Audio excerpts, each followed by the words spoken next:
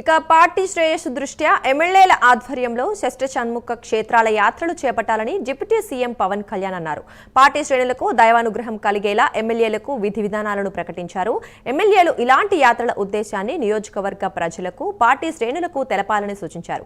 ప్రతి ఎమ్మెల్యే 100 మంది కార్యకర్తలతో షష్ఠ షణ్ముఖ క్షేత్రాలను దర్శించుకోవాలని పవన్ కళ్యాణ్ సూచించారు. స్వామి అనుగ్రహంతో పాటు దేశ సంరక్షణకు తోడ్పడేలా కృషి చేయాలన్నారు. స్వామి దర్శనం అనంతరం ఆలయం వెలుపల త్రివర్ణ పతాకం ఎగురవేసి దేశభక్తిని చాటాలని తెలిపారు. ఈ నెల 13న మొదటగా యాత్ర చేపట్టే జనసేన ఎమ్మెల్యేలను పవన్ కళ్యాణ్ ప్రకటించారు. ఆరణి శ్రీనివాసులు, తిరుత్తని, పచ్చమట్ల ధర్మరాజు, తిరుచెందూరు, పంతం నానాజీ, పళని, సుందరపు విజయ్, తిరుపురం కుండ్రం, బోలిశెట్టి శ్రీనివాస్, స్వామి మలైని దర్శించుకోవాలన్నారు. మొదటగా షష్ఠ షణ్ముఖ చక్రాల యాత్రను చేపట్టి దైవ అనుగ్రహం పొందాలని పవన్ కళ్యాణ్ దిశానిర్దేశం చేశారు.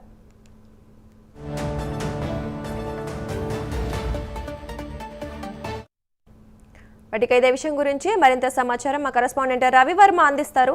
రవివర్మ, చెప్పండి, పవన్ కళ్యాణ్ కొంతమంది ఎమ్మెల్యేలను కూడా ఈ షష్ఠ షణ్ముఖ యాత్రకు సంబంధించి ఆయన వాళ్ళ పేర్లను కూడా ప్రకటించడం జరిగిన నేపథ్యంలో మరి ఆ యాత్ర ఎప్పుడు మొదలవుతోంది? యాత్ర విశేషాలు ఏంటి?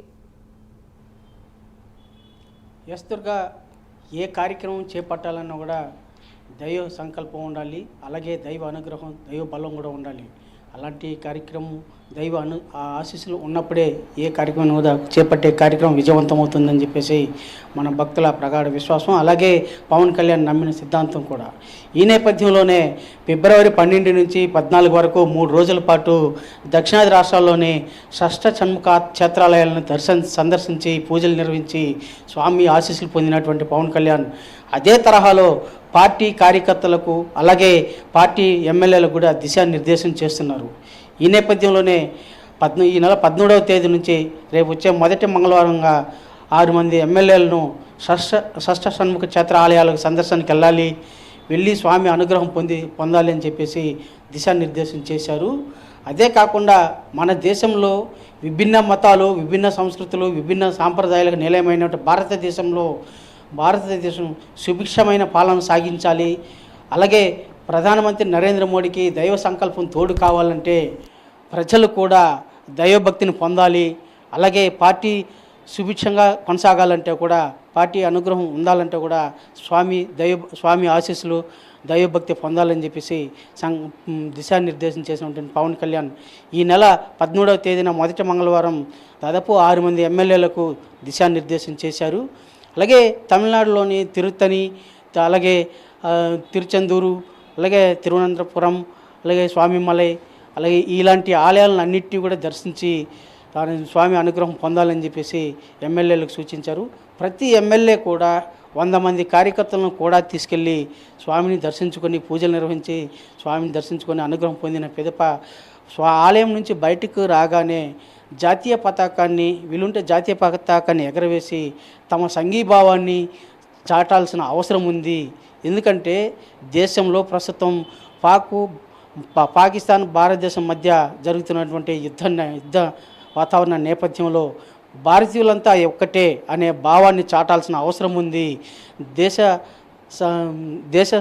దేశ సంరక్షణకు అందరూ కట్టుబడి ఉన్నాము అనే సర్వమత సమ్మేళన దిశగా భారతదేశం ఒకటిగా కొనసాగుతూ ఉందని చెప్పి భావన చాటి చెప్పాల్సిన అవసరం ఉందని చెప్పేసి సూచించారు.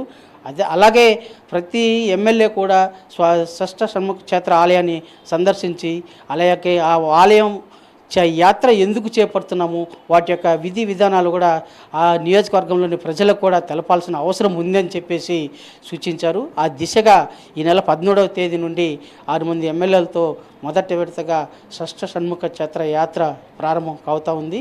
తిరుపతి నుంచి ఆరణ్య శ్రీనివాసులు తిరుత్తనికి వెళ్తున్నారు.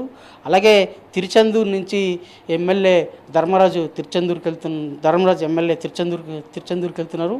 అలాగే స్వామిమలైకి శ్రీనివాసులు గారు, పళనికి, అలాగే మరి పళని తిరుచెందూరు ఆలయాలకు కూడా మరో 2 ఎమ్మెల్యేలు, మొత్తం 5 మంది ఎమ్మెల్యేలు ఇవాళ మొదటి విడతగా యాత్ర అయితే చేపడుతున్నారు. ఈ యాత్ర చేపట్టే క్రమంలోనే నియోజకవర్గంలోని ప్రజల్లో కూడా యాత్ర ఏ సంకల్పంతో చేస్తున్నాము, ఎందుకు చేస్తున్నాము, పార్టీ యొక్క విధి విధానాలు అలాగే పవన్ కళ్యాణ్ దిశానిర్దేశం చేసిన విధానాన్ని ప్రజలకు చాటి చెప్పాల్సిన అవసరం కూడా ఉందని చెప్పేసి పేర్కొన్నారు. ఆ దిశగా ఈ నెల 18 నుంచి మొదటి విడతగా యాత్ర ప్రారంభమవుతుంది. దుర్గా.